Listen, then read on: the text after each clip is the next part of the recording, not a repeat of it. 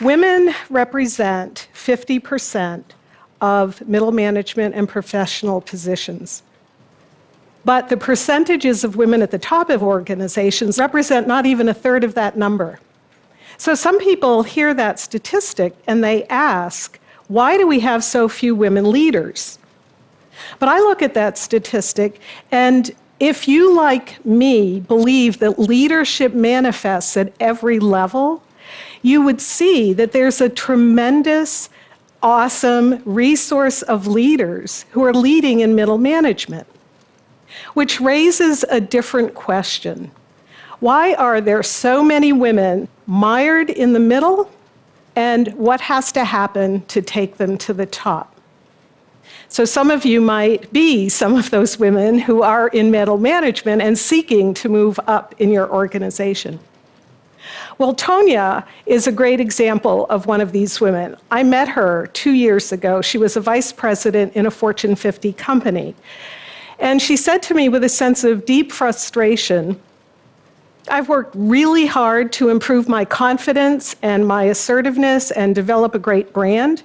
I get terrific performance evals from my boss.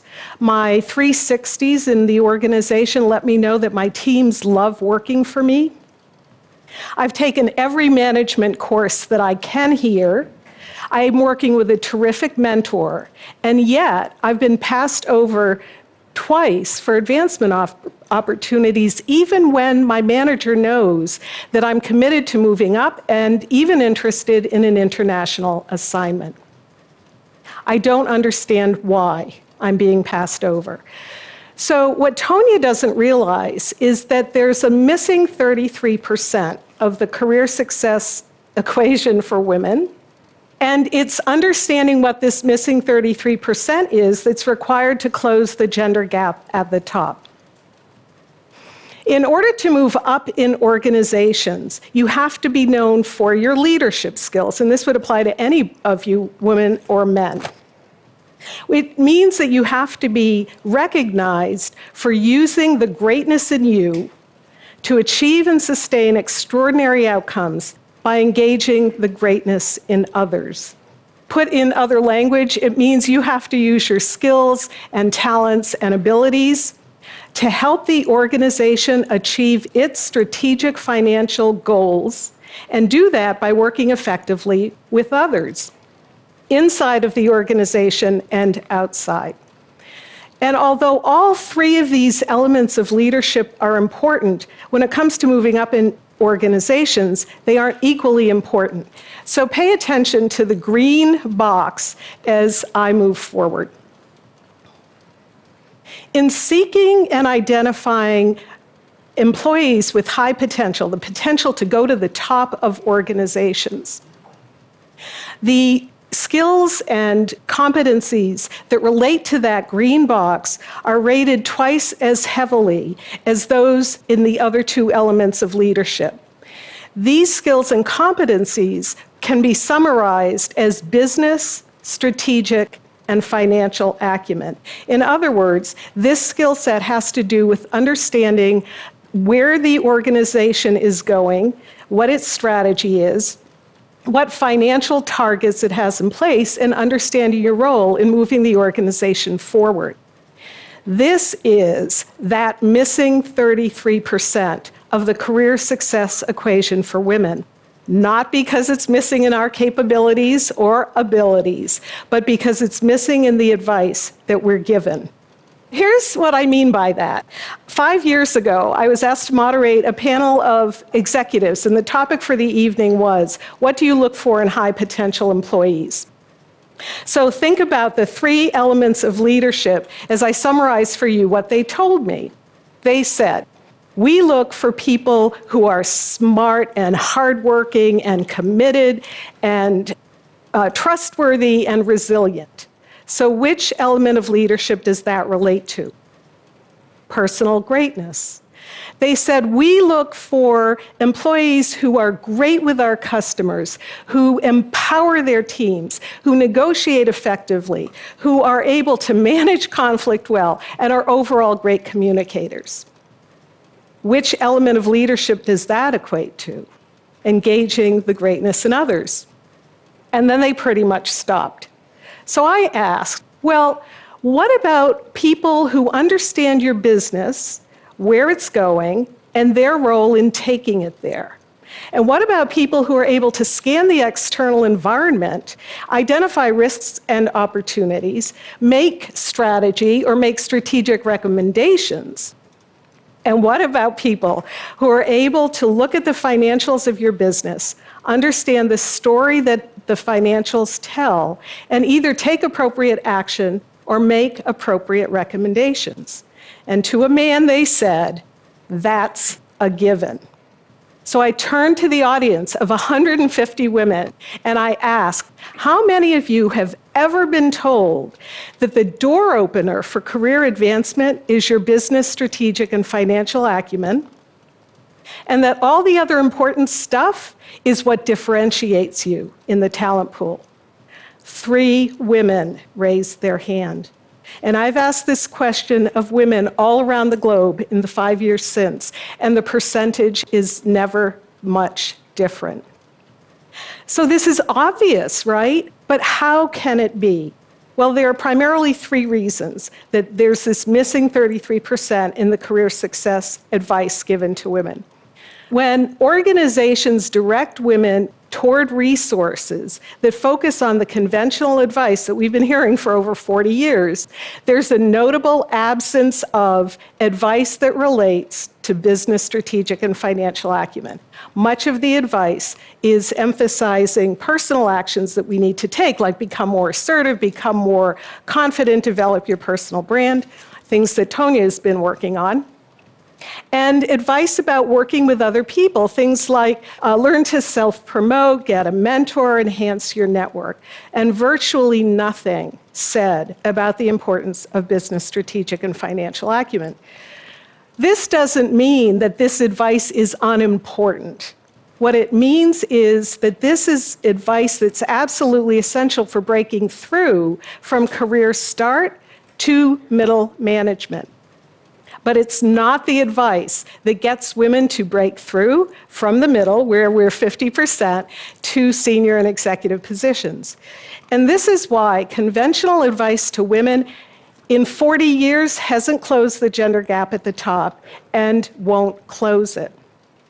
Now, the second reason relates to Tonya's comments about having had excellent performance evals, great feedback from her teams, and having taken every management training program she can lay her hands on. So you would think that she's getting messages from her organization through the talent development systems and performance management systems that let her know how important it is to develop business, strategic, and financial acumen. But here again, that green square is quite small.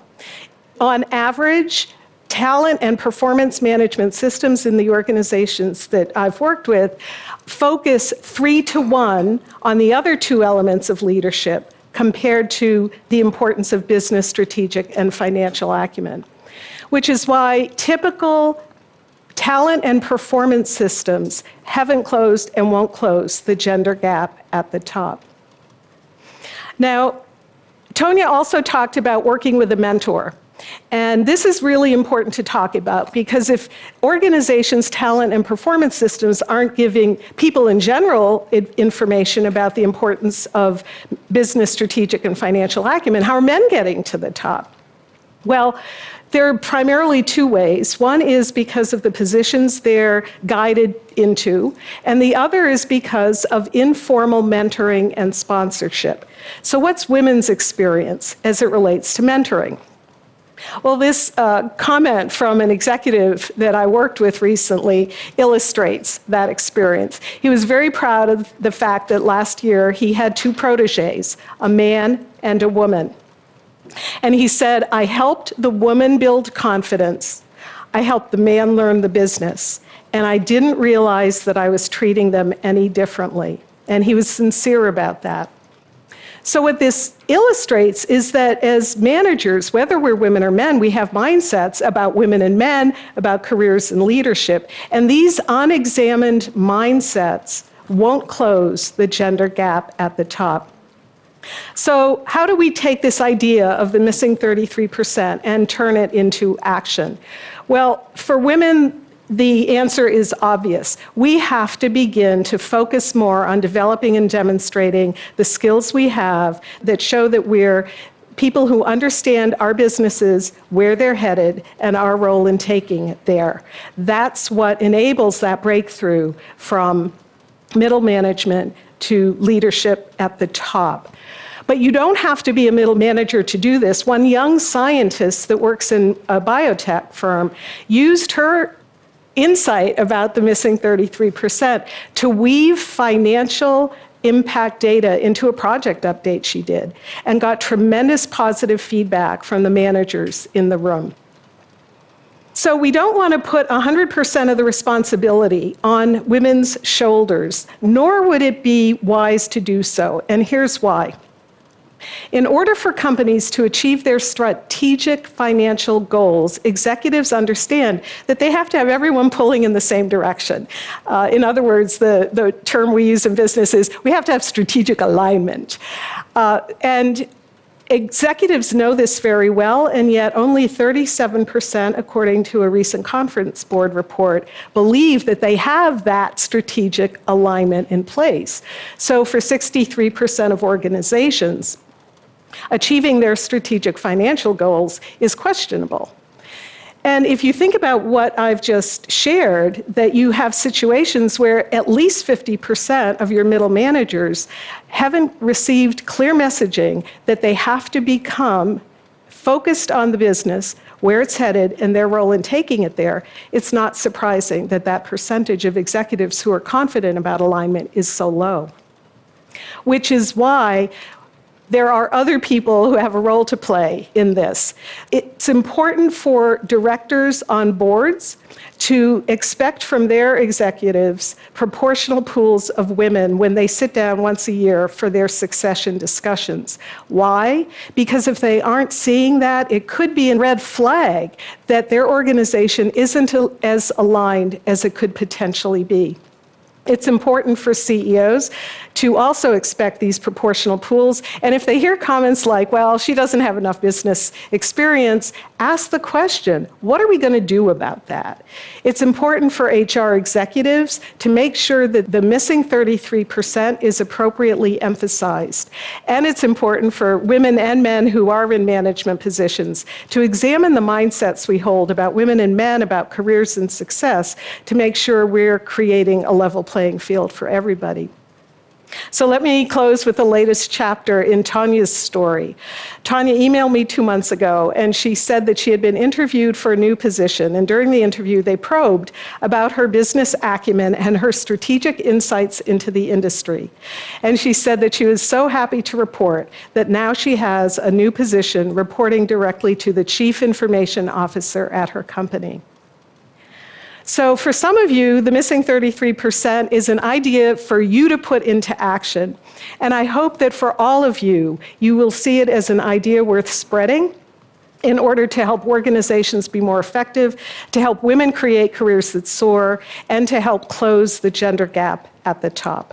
Thank you.